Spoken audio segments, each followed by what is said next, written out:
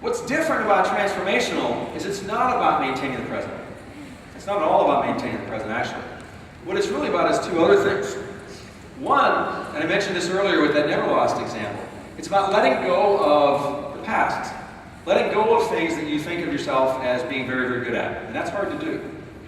And then the second is it gives you the opportunity to create the future, which can be both challenging and can also be incredibly fun, incredibly creative. But these two sets of activities, letting go of the past and creating the future, are very, very different from maintaining the present. Very different from what you do today. The number one reason why organizations struggle to innovate is because they try to do these transformational projects the same way they do the incremental projects.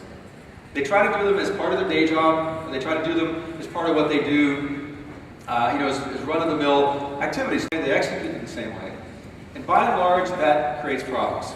And we'll talk a little bit more about why. But I want to just give some definition right now of these two different types of innovation projects. And the ones we're going to focus on when we get down to really the innovation process, and we get down to some of the innovation infrastructure, are going to be these ideas that fall a little bit more into this transformational category. So is this distinction clear? The difference between the two, the innovation, the incremental and the transformational? So, by way of example, there's an Olympic sport that demonstrates this idea very well. So you guys know what sport this is? High jump, right? This is the Olympic high jump. There is not, that I know of, there's not a sport in the Olympics that is more simple than the high jump in terms of rules. There's really two rules, right?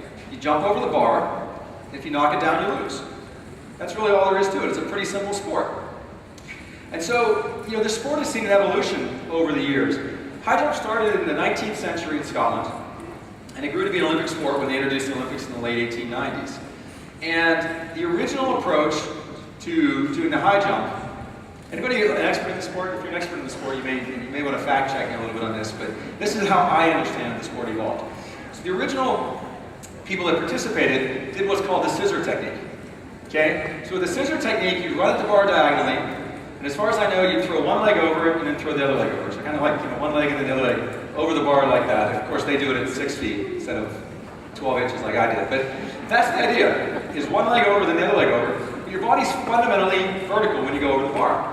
It seemed like a sensible thing. You're running at the bar vertically, flip your legs over the bar vertically. And with this, in the first 20 years of the sport, people were able to get to somewhere around almost 1.8, 1.9 meters, which is frankly quite amazing that you can do that just by using the scissor technique to jump over the bar. Well, what somebody realized somewhere around 1912, they started experimenting what's called the Western roll. So this is a fundamental change in how you do the high jump.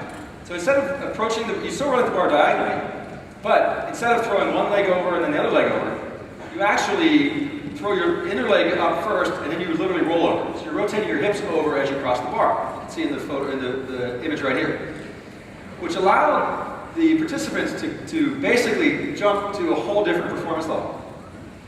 And all of a sudden, the folks that were good at the scissor technique were no longer competitive on the world level because this new technique was so much more effective. But if you can see from this graphic, what's the lowest part of your body clearing the bar? It's your hip, isn't it? The hip, got to be the problem. Is the hip was the binding constraint, the limiting factor, is how high you can get your hip up over the bar. So surely, about 20 years after Western roll became prevalent, the next technique came along, which is called the straddle. So where before it was with the scissor, it was usually your leg that knocked the bar over. With the Western roll, it was typically your hip that knocked the bar over. And so, in order to compensate for the fact that your hip was the lowest part going over the bar, a new technique was developed called the straddle, where you literally would roll over the bar, but this time instead of being hip down, you'd be kind of crotch down as you went over the bar. And you could kind of straddle the bar as you went over, and you could get to significantly higher. Now you're over 2 meters, up to 2.1 meters. Of course, this is very dangerous because it had certain fertility risks if it didn't work out very well. But apparently it worked out well enough that it became the prevalent technique, and it lasted until the 60s. And anybody know who came along in the 60s and revolutionized the sport? Fosbury, yeah, it was the Fosbury flop, yeah, which is completely counterintuitive. The idea of running at the bar and then essentially turning around and going backwards over the bar was counterintuitive. But instantly you saw a significant jump in performance. And now you're up in the 2.2 to 2.4 meter range. And this is the prevalent technique used today. You see, and the video I showed, the photo I showed at the beginning, showed this technique being used.